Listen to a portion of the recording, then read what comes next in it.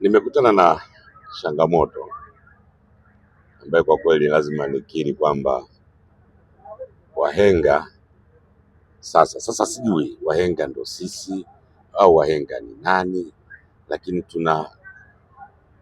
tunabebeshwa msalaba ambao sio wetu.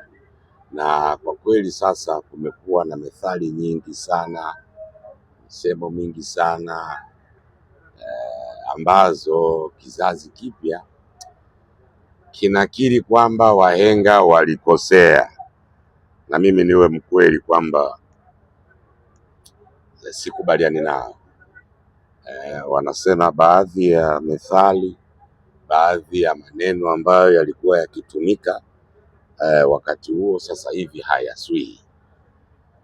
Wanasema hebu tusaidie bwana, inapotokea mtu akasema mficha uchi hazai, mbona sasa hivi watu wanaficha na bado wanazaa? Hii methali tunadhani kwamba ni kweli bado inatakiwa kuwepo katika matumizi ya kawaida ya kila siku. Wahenga wanasemaje?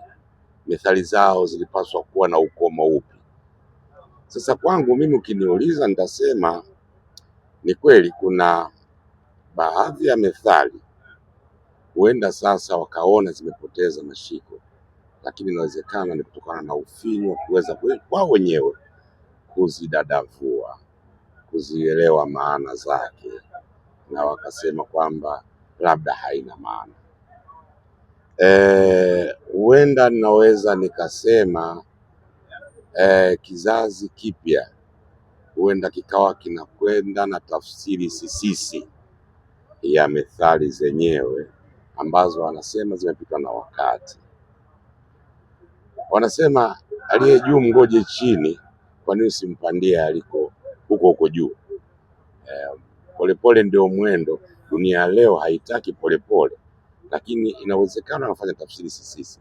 Sasa turudi kwenye methali ya kwanza, mficha uchi hazai. Maana yake ni nini?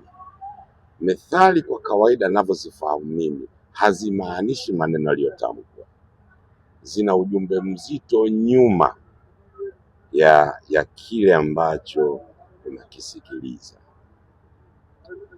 Hivi mtu mwenye maradhi, hatuna msemo wa maradhi, tuna methali ya maradhi. Mwenye maradhi na anakwenda hospitali, hasemi ukweli, ameamua kutomwambia daktari, ameamua kutomwambia mwenza wake, ameamua kutowashirikisha wanafamilia. Matokeo yake ni nini?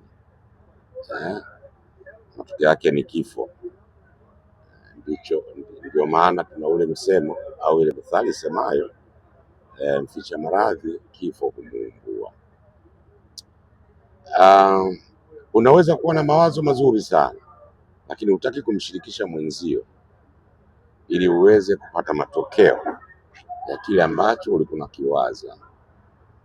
Wazo zuri sana kwa ajili ya maendeleo, kwa ajili ya mipango yako, lakini hukumshirikisha mwingine ili uweze kutoka pale ulipo kwa mawazo mbadala na ya nyongeza.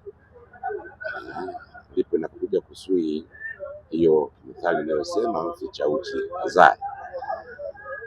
Ukiwa na mawazo yako peke yako, jitihada zako peke yako, hutaki kumshirikisha mtu mwingine, ni dhahiri kuna mahali unaweza kukwama, na pale unapokwama hautoi matokeo chanya. Nadhani ndipo hasa walipokuwa wanakusudia wahenga. Kwangu mimi ukiniuliza, je, hizi methali zimepitwa na wakati? Nitakwambia hapana.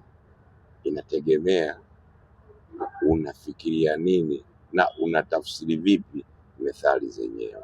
Kama methali utaitafsiri kwa maana ya neno kwa neno, nadhani utakumekosea sana. Lugha ya Kiswahili